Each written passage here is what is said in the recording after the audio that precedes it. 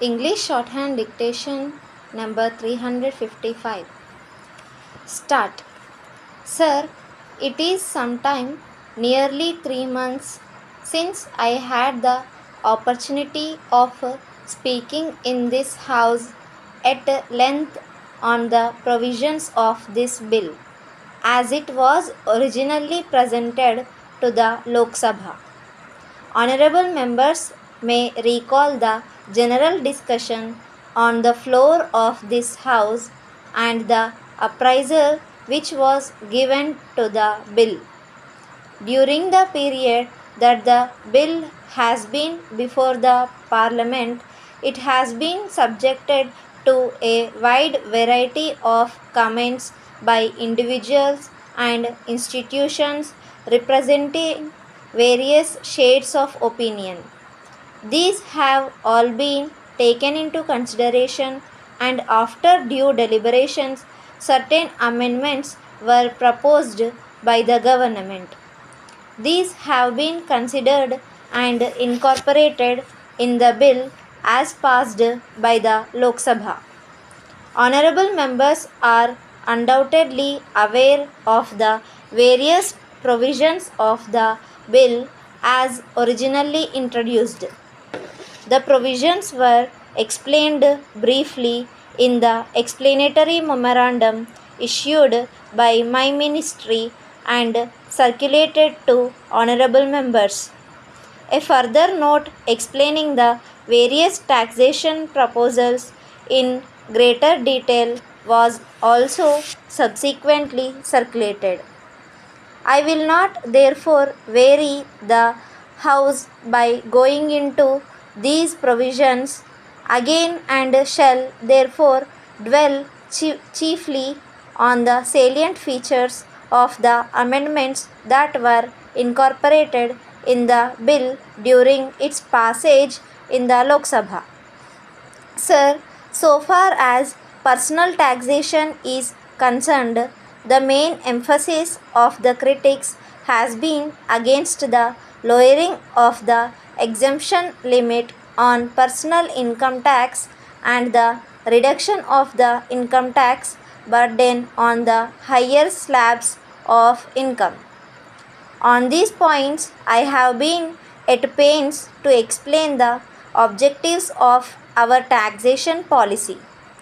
I had mentioned in my budget speech that the main reason for reduction in the existing rates at the higher levels of income was that in practice very high rates of direct taxation at the top brackets of income tend to erode the tax base and encourage tax evasion.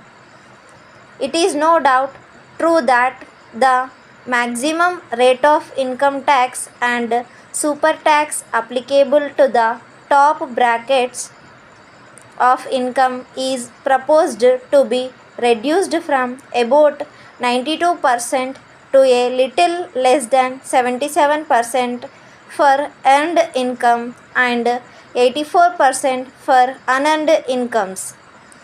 But this reduction in marginal rates is not to be viewed in isolation. Under the tax pattern, income tax does not stand by itself. It is supplemented by the wealth tax and the expenditure tax. I have also pointed out on the floor of the Lok Sabha only recently, and I would like, if I may, to repeat here what I have slated there, that the integrated tax structure that has been proposed in the budget this year makes it necessary that the tax system should be broad based. The existing exemption limit of rupees 4,200 is an unduly large multiple of the average level of income in this country. This should be reduced to such a reasonable level as would widen the sphere of taxation and release the tax base from its present inelasticity. It is only reasonable that persons within the lower income brackets should also make their contributions, however small, to the state revenues. With development, more and more persons will come within the income groups which are now brought within the purview of income tax.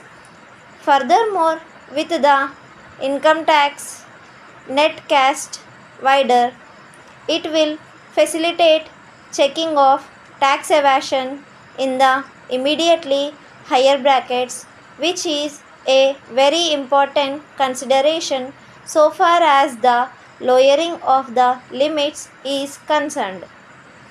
Another amendment which I sponsored in the Lok Sabha for providing some relief and encouragement to the middle class investor relates to the increase in the normal surcharge exemption limit by the amount of dividends received on equity shares subject to a maximum of rupees 1500.